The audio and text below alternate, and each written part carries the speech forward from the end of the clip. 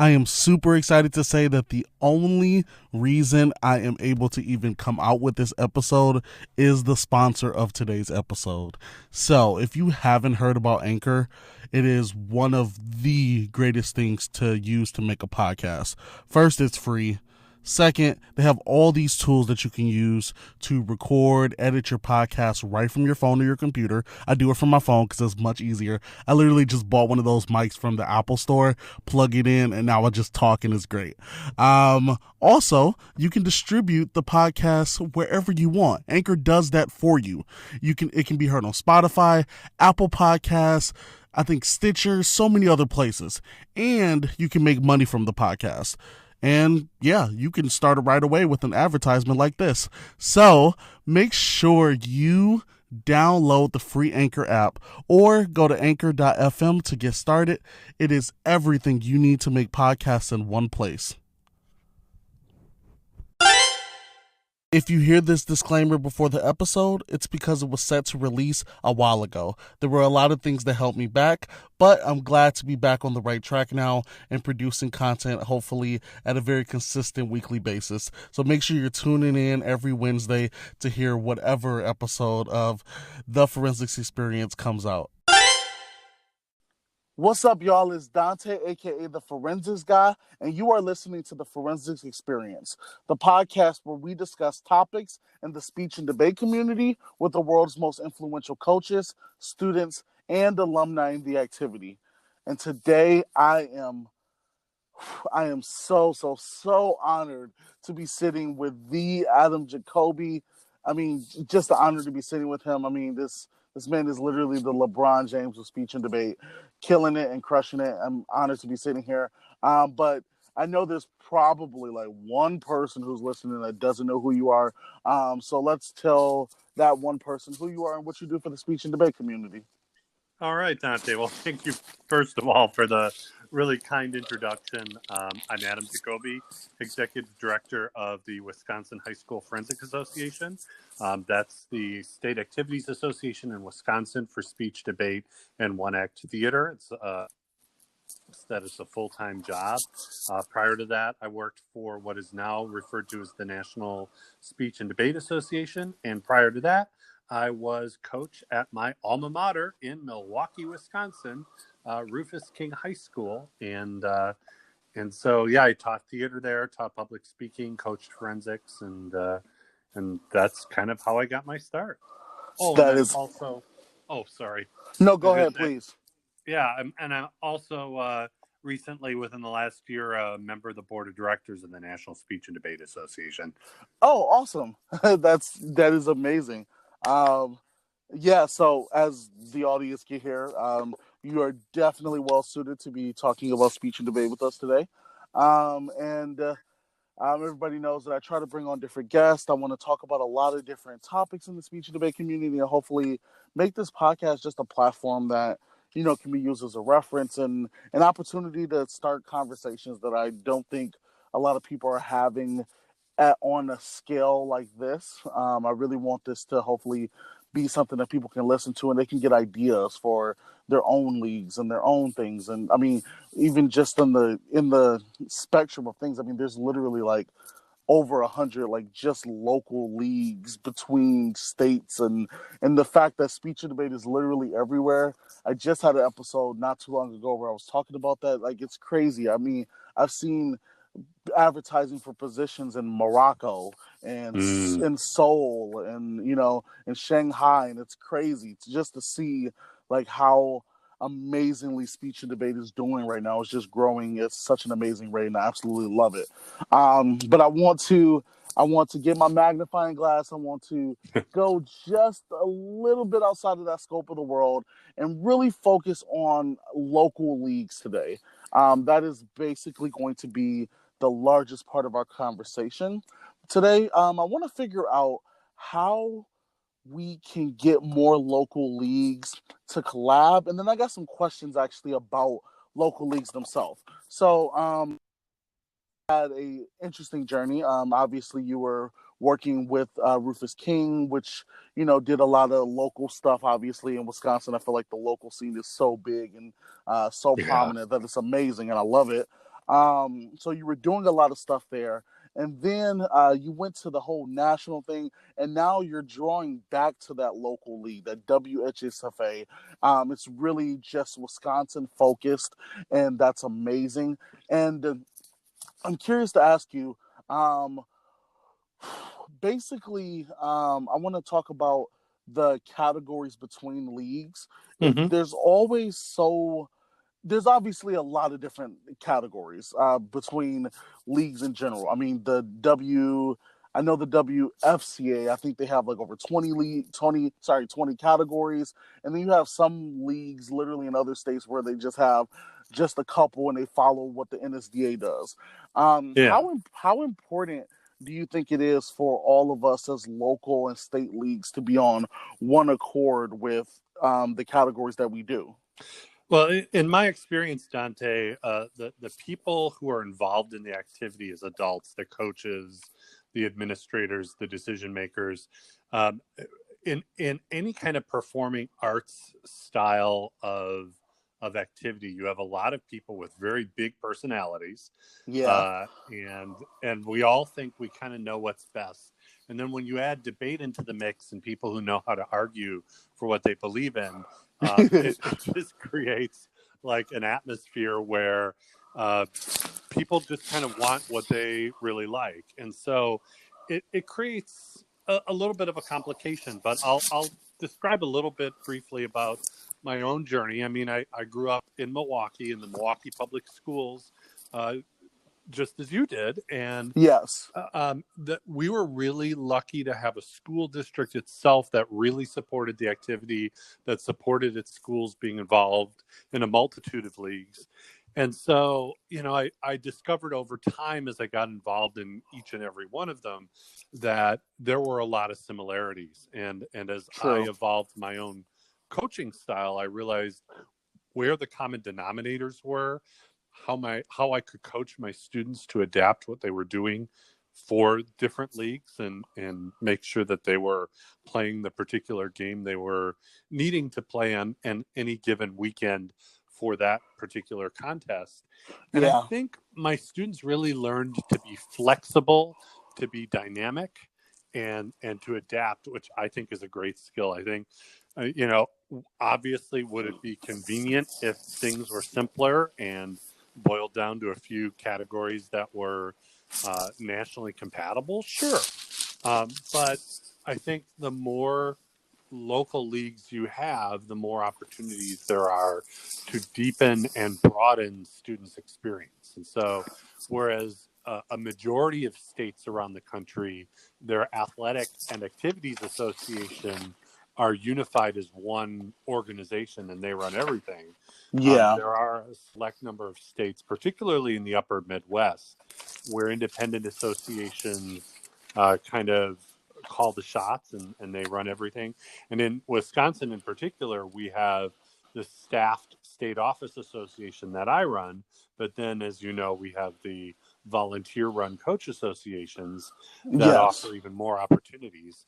And I don't think that's a bad thing for the schools that have the means, the time, the interest in doing more. They can be involved in multiple organizations and do multiple contests.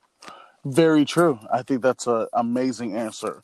Um, and I know that I'm a little bit late, unfortunately, just because of when this episode is going to come out. Mm-hmm. But there's been some talk recently with the specifically NSDA. I know that everybody's been talking about, and this is obviously letting people know we're recording in December, but people have been talking about one of the poetry websites was removed from the website, and I think it happened at least to some coaches I've seen on like different forums and stuff. It happened very like quickly without notice, and I'm not 100% sure if that's true. I don't know, but like that could easily be in emails, and as we all are humans, we don't read emails, so that could have been talked about for a very long time, but that does bring me on to a question about um, trying to figure out what is acceptable for using for competition and cutting when it comes to speech and debate. I never actually understood that, and I'm sure that you could probably give a little bit a better answer to help me understand, because I don't know how every other coach is listening. But I've always personally thought that when it comes to this as a category and activity, that like if I'm doing poetry, I should just be able to like literally search poetry online, and whatever poems come up, I should be able to use that and just go for it. But I know that leagues like the NSDA have a lot of stipulations about, like, ISBN numbers and what website is connected to and things of that nature. Why is that? And do you think that helps, or is that something that you might disagree on? Do you think that it slightly hinders the creativity of the students who are competing? Well, Dante, and first of all, this is a really important question that you're asking. And so I'm glad you're advancing the conversation. And yeah, it may be wherever it falls when the episode airs, but I still think it's important. And I'm sure that we will not have advanced too far, just because of the deliberative way that decision making is made in the NSDA, and a lot of other Yeah, associations, especially state associations, take a little bit more time, which true. is a good thing. But here's where I stand, and I'm required as part of the agreement that I signed to be a member of the NSDA board of directors, to make it very clear when I am speaking on my own accord, and that I am not representing any official views of the NSDA or my colleagues on the board or anything like that. So I do just have to say that, and I think that's a good thing, Yes, I to just agree. delineate, when Adam Jacobi is expressing his thoughts versus when the NSDA is. And that's Yes. complicated by the fact that I used to work there too, and would often dispense advice in terms of official policy and things like that. So all that being said, Dante, like you, I grew up in a state in Wisconsin where there were very few restrictions, if any at all. True. In the WHSFA, in the association I run, the only restrictions are on whether students are allowed to do, in certain competitive events, original material that they write versus material that must be published and put forth by others. And Yeah. that I can tell you from some of the research and graduate level studies that I've done in forensic performance, comes from the notion that when you are interpreting literature, you are performing another's work, that is not derived from your own lived experiences, but that you try and connect to those lived experiences, True. through character study and all that kind of stuff that we talk about on a theoretical level in theater. So that non-original concept kind of draws from that.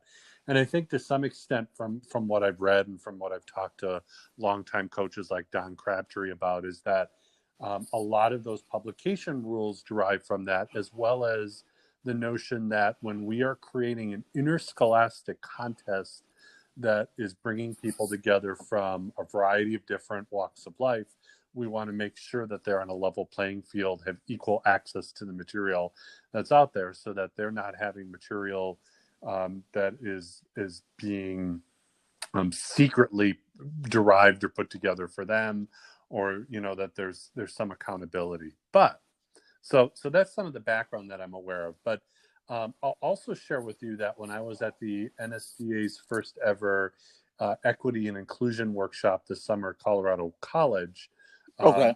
there was some really poignant discussion. In fact, I don't know if you were still in Wisconsin when Jarek Shields was here, coaching up in Appleton, I but don't. Jarek was I'm not at the sure, but go workshop, ahead.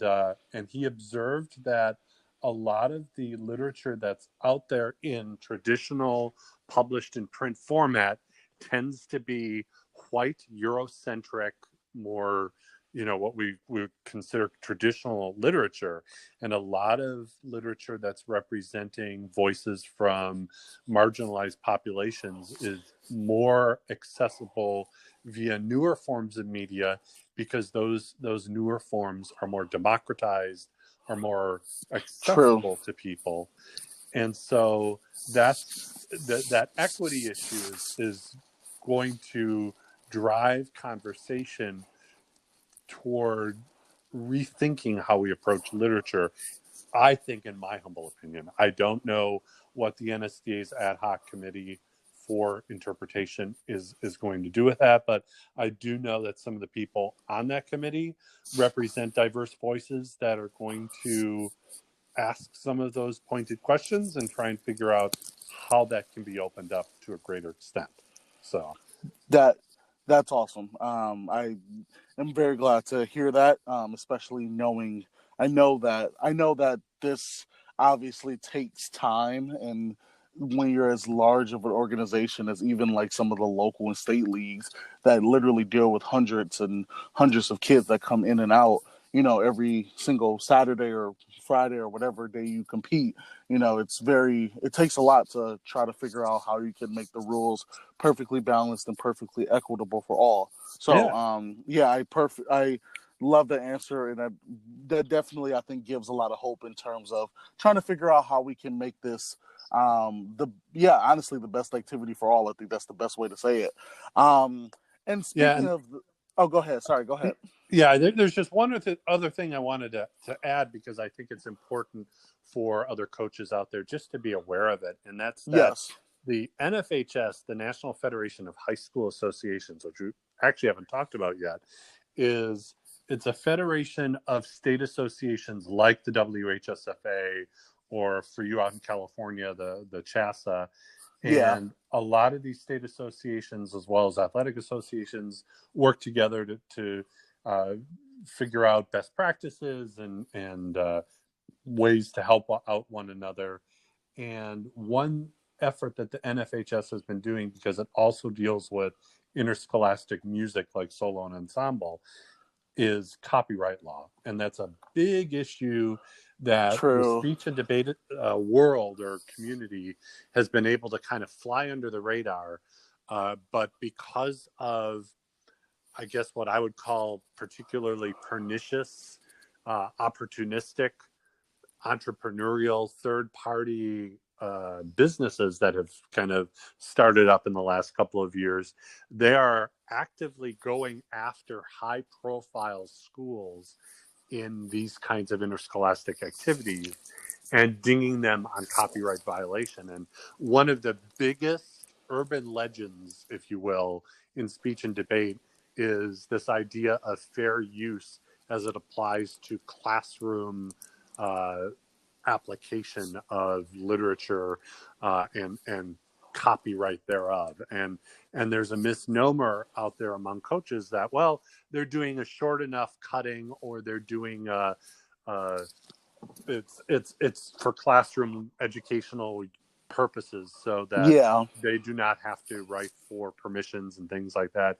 And that could not be further from the truth. In fact, is offering a free course for coaches to take to learn more about how they can adhere better to copyright law. And I think one of the thorniest areas that our community will be looking at is an event like program oral interpretation, or what we call Farrago in Wisconsin, where Yeah. you essentially mash up literature from different sources and create a whole new argument or idea out of it. And that is extremely a minefield in copyright violation, because not only do you have to get permission to do each work that you're doing and the particular cutting that you're doing of that work, but you also have to get permission of each of those copyright holders, in most cases the publisher, to match those works with the particular cuttings of the other works that you're doing.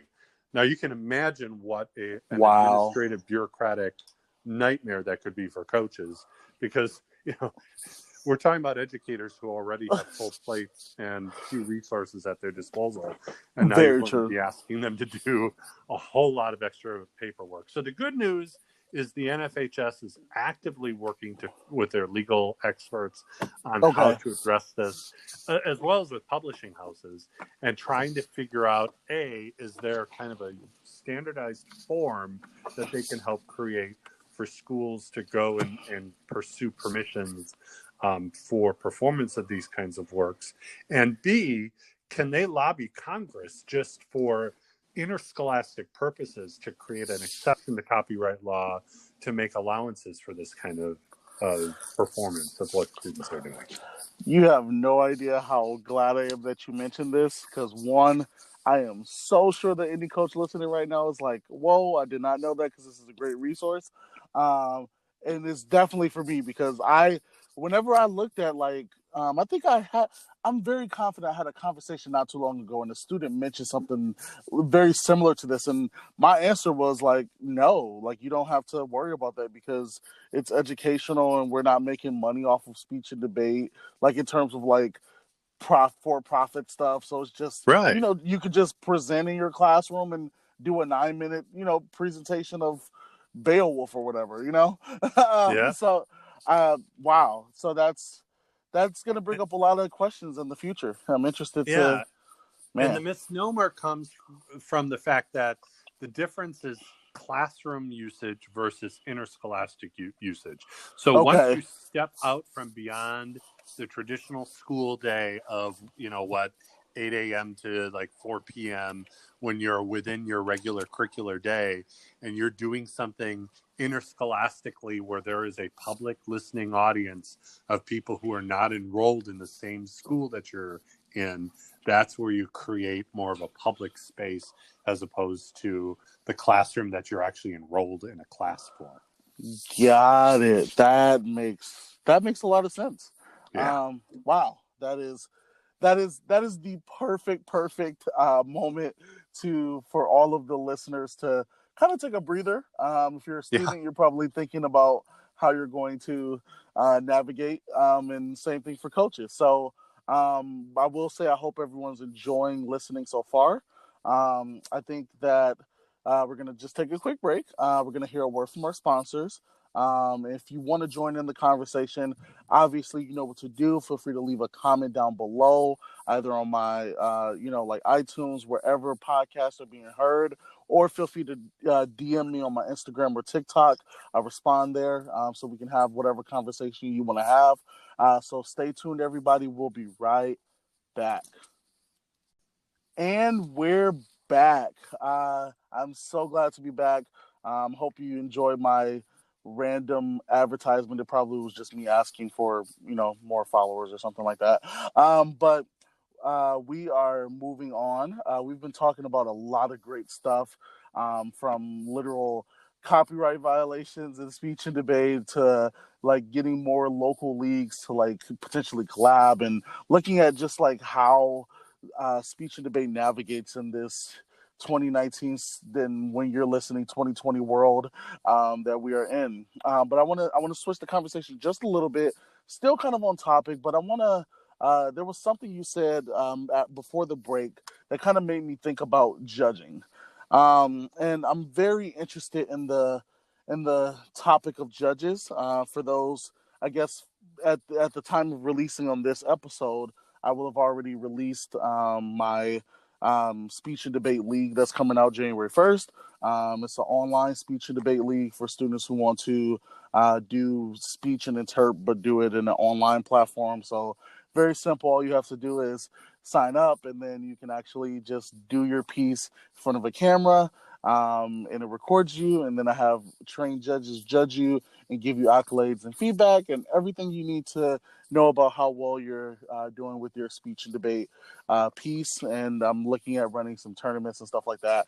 But that's some stuff that you can read about a little bit later, or you probably already have read about it. But I want to move on to talking about judges, because one of the things that I'm very, very much so making apparent with the speech and debate league that I want to start is I want very, very, very skilled and trained judges. And one thing that I've always given props to for the WHSFA is that you have to be a trained judge to judge with them. There's like, if I'm not mistaken, there's no exception. You have to go to a event that trains you for like some hours and teaches you how to judge like all the categories and do them to the absolute best of your ability, and it's really amazing. And I know a lot of other local leagues do something like that. But I've always loved how streamlined it seemed for the WHSFA. You have to like sign up specifically on a date. Everybody goes. Then there's this whole list of like trained judges for anybody to be able to, like call, I think, and stuff like that. And it's really awesome. And I want that same type of algorithm and format for the speech and debate league that I open. But it gets me to think about like how like for leagues that don't have that, or they're looking at figuring out the most effective way to make sure that like all their judges are trained. What would you recommend? Obviously, being the director with the WHSFA and seeing how well it's worked over the years, how can a new league figure out how they can get better trained judges to judge the students that they have competing within their district? First of all, Dante, that is an excellent question, and I love your enthusiasm for creating that kind of integrity in your online league. So that's Thank you. awesome.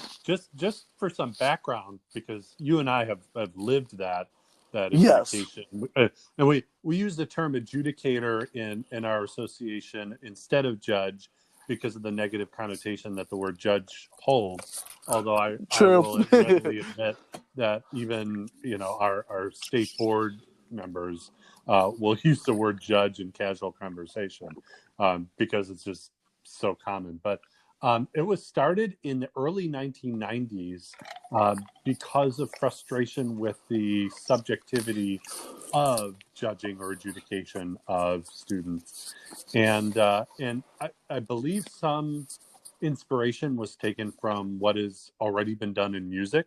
The Wisconsin School Music Association is a leader nationally in this same kind of arena of judging Okay. and adjudicators. So that's kind of where that came from. And I'm very pleased that after I took over, there were already some conversations happening within our organization about how to kind of reimagine our training system as we move forward into the 21st century.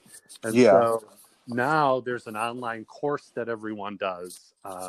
It's about 2 hours of content, and it covers all of the ins and outs of what it means to give constructive feedback, what running a round of a contest looks like, the ins and outs of all the rules with little multiple choice interactive questions as you go. And then once you finish that online course, you're then able to register to do an in-person workshop, as you kind of alluded to. But now Yeah. the entire focus of that in-person workshop is just writing evaluations, getting practice under the guiding advice of the instructor, who kind of builds you up as you go with all of the different elements of judging until you can do it independently. And that in-person workshop is now 3 hours long. Okay. And it has worked really well. And now, instead of taking a 50-question multiple choice test about the rules, because anyone can go and reference rules at any time, you now Exactly. have to write an evaluation of a video presentation of a student. And as long as your evaluation justifies the ratings that you give, you pass.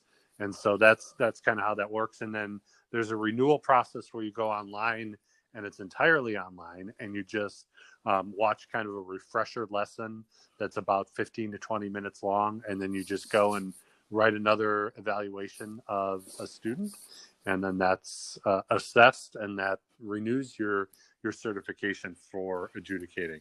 To get Do back to you the heart of your go ahead, sorry, Dante. before you go, I just want to ask that one question. Because I'm Yeah. pretty sure people are wondering how, after you get your adjudicator, like I guess I'll say license for lack of a better term, Yeah. how often do you have to renew?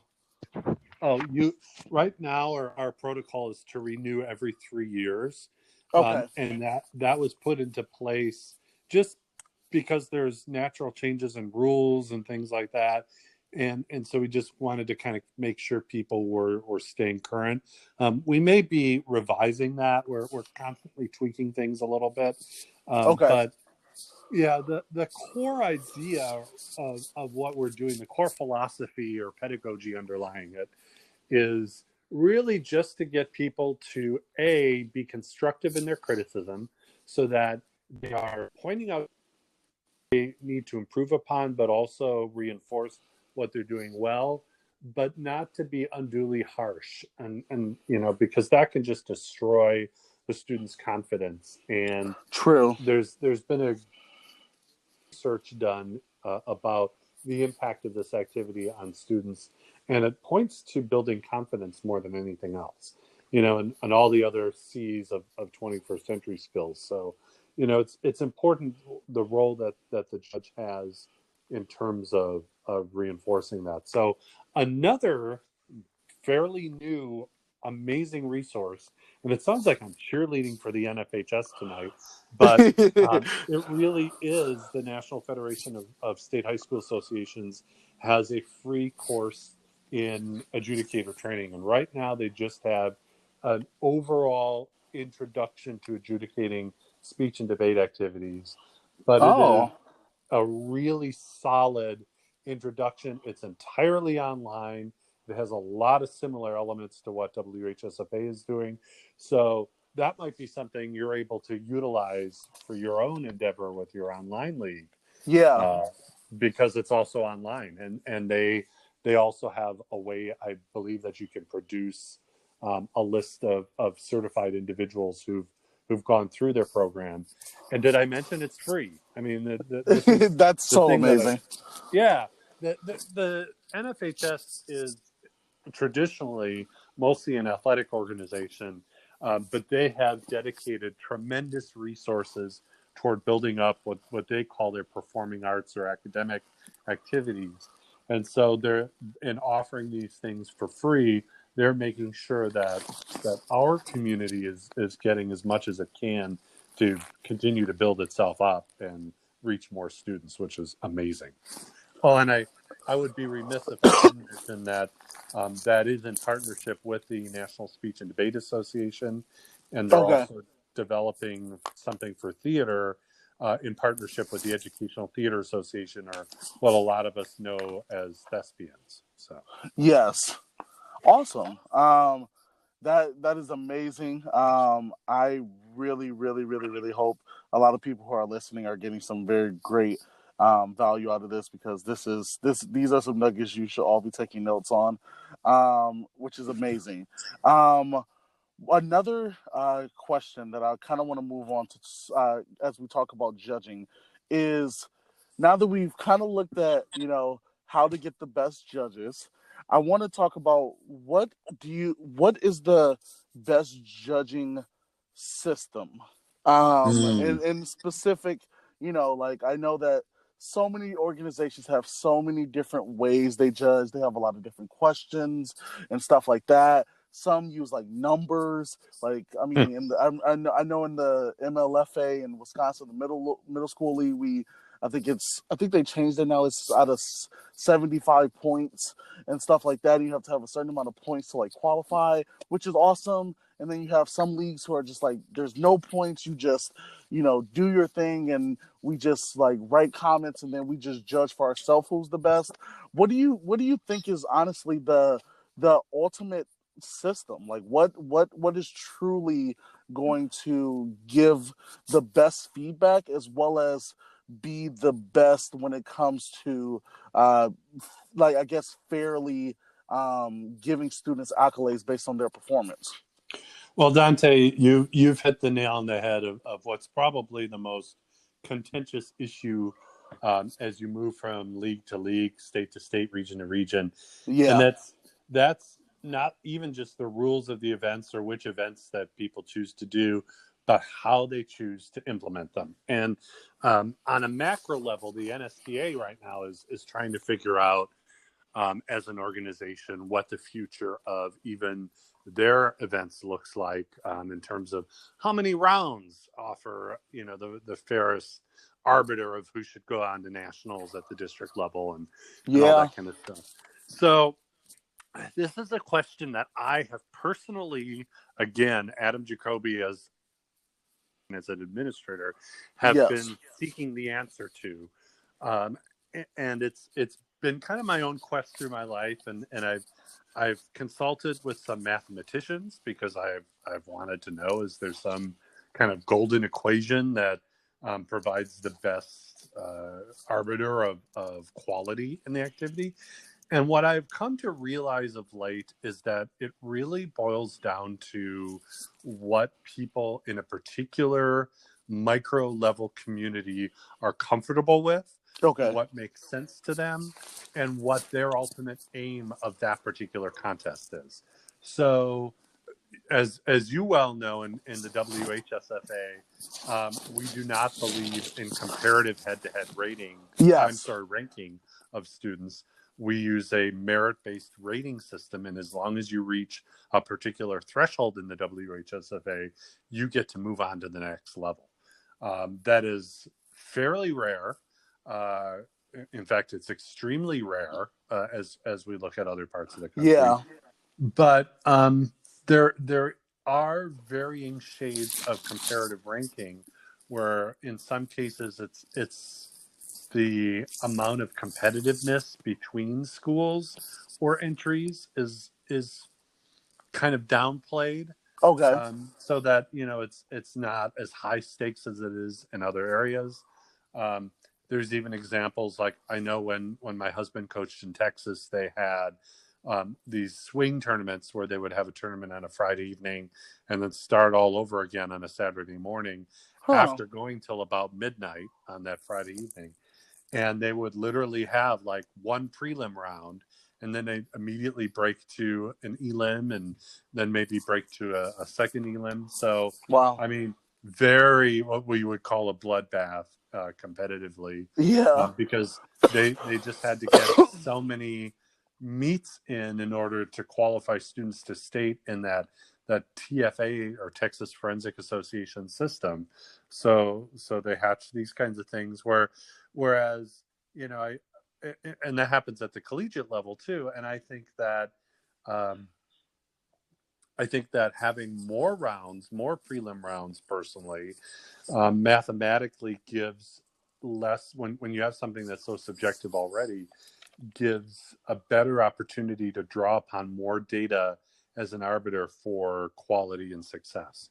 So that's just kind of where I'm coming from. I especially when you're dealing with students from marginalized populations that may not have access to the resources to be able to compete as often and as deeply, having more opportunities to prove themselves when they're going up against those students who have more resources can sometimes be a benefit in their favor of creating more equity in the playing field. So that's one thought I have on that. Okay. Just one other lingering thought I have about judging in general is, one thing I learned about judging at the collegiate level, where everything is just so much more sophisticated in terms of the topics of speeches that students are giving, Yes. or the arguments and performance that they're doing in interpretation, is I created a system for myself where I would consider what the ultimate educational outcome of that particular category or event was. And then I would try and figure out how the students in that round that I was judging were best meeting that particular outcome. So, for example, in interpretation of poetry, I would consider how students would mine the artistry of language through their performance and bring that alive. Interesting. Okay. Whereas in prose, I would consider how they advanced the narrative, and how they used their vocal and bodily instruments to kind of advance that story and the sense of that story and the characterizations thereof. So, and just nuances like that from event to event or category to category. And so one of the things that, as I was introduced to the NSDA board of directors a year ago, and we were having some conversations about the rules, and I said, can we just stop for a minute and think about what the pedagogy or the outcomes are for each of our events before we have these other discussions? Otherwise, it's just, the particular group of people who are on the board at any given time, and it becomes very disjointed and ad hoc, That as makes opposed sense. to Yeah, as opposed to a much greater strategy and thinking about how that happens from a diverse group of coaches from different walks of life. We're having that conversation. So and I learned that my colleague Tim Sheaf from Iowa had brought up this very observation 10 years prior. Mr. Sheaf made a motion at our fall meeting in September this year to create an ad hoc committee to uh, really contemplate what the pedagogy is underlying the events, from which one of the biggest efforts following that then will be to create standards for judging those events based on the underlying outcomes of what we want students to learn.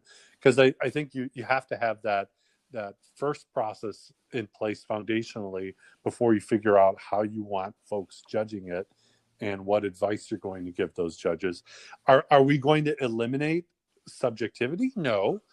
Each judge will still bring their own background, their own experiences to the Yeah. judging situation, but at least they'll have greater guidance than their gut feeling on who sounded prettier or looked, or worse, looked better, which is something that I just hate.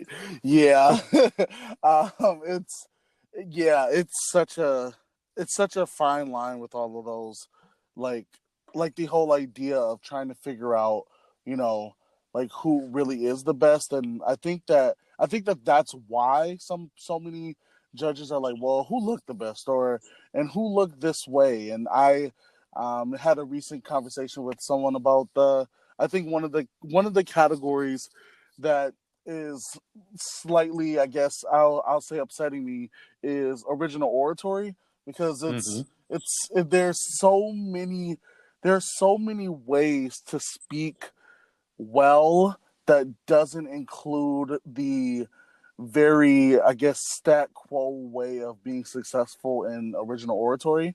And I mean, Mm-hmm. there's very few, I think, outside of the scope of what everybody's looking for a great original oratory. Like it's the like everybody's looking for, the all right, here you're gonna have this, you do the three steps, the walk, blah blah blah. It's just like all the same, and it looks Yes. so similar. And I want to really get to a part where we are able to navigate away from that, and really pick what's best. And I think that like, I like what you said about the subjectivity too, because subjectivity is always going to have to play a role, because there's so many different ways to perform so many different categories. I mean, Yes. my main category in high school was poetry, and I was very along the lines of different than other competitors. Like my style was very slam poetry type, as opposed to some of the people I felt like I competed against. Some of theirs sounded more like The Raven, and some The sounded more, like there's so many different like styles of poetry, even just in that yeah. one category. And it's like, how do you truly figure out what's the best?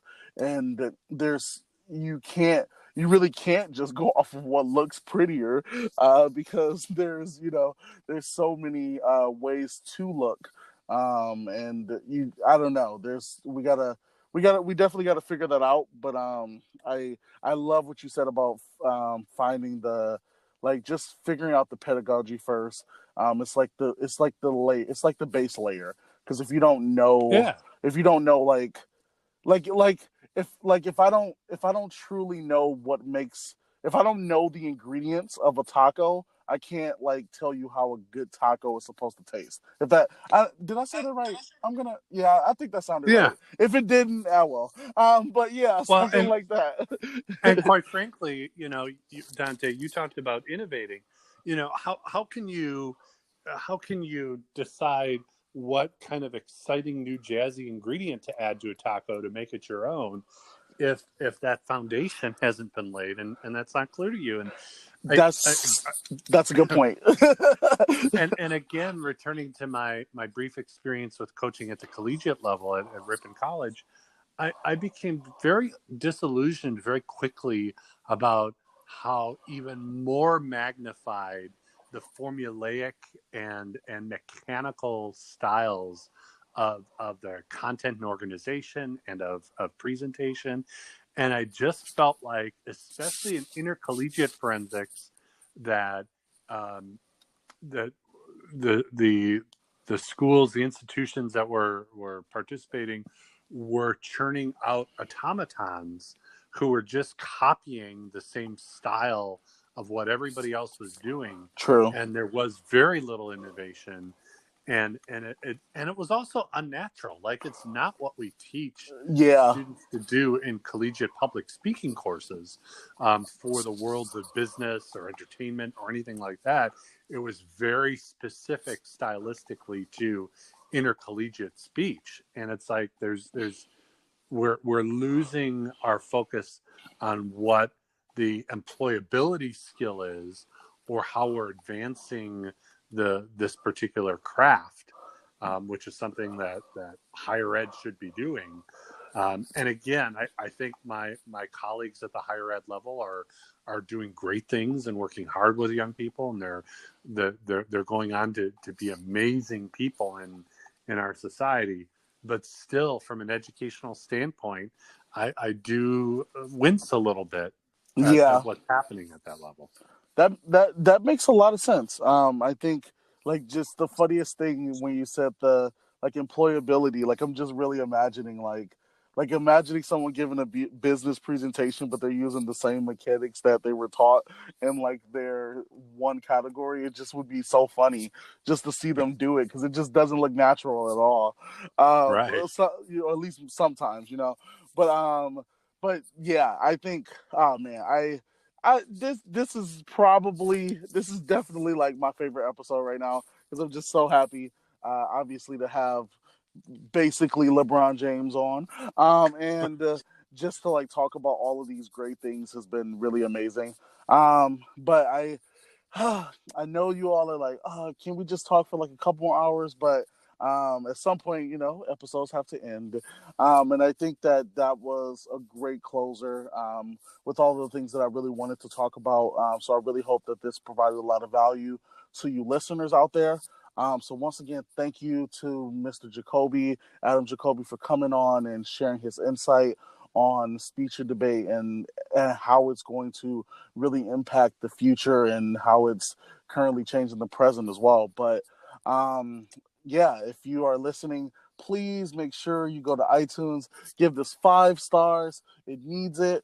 I want to be one of the best podcasts, hopefully, in the future. So give us some good ratings, Stitcher, iTunes, wherever podcasts are, SoundCloud, anywhere. Give it a good rating. Continue to share with your friends, share with people who are speech and debate aficionados as well. And I will see you all later. I hope you have a great day. Keep listening, and peace out.